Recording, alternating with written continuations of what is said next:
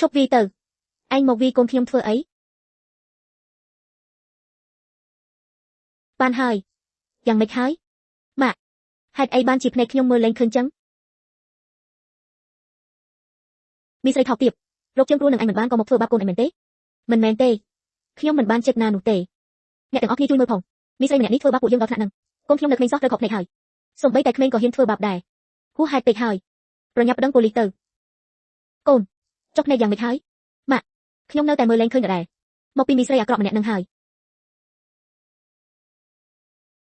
ចេះហ៊ានមកចាយលុយប្តេងផង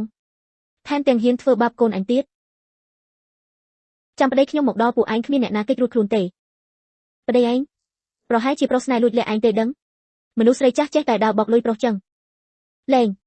ខ្ញុំគឺសិនម៉ាន់រ៉ូជាប្រធានក្រុមហ៊ុនសិនស៊ឺខ្ញុំជាប្រធានក្រុមហ៊ុនសិនស៊ឺ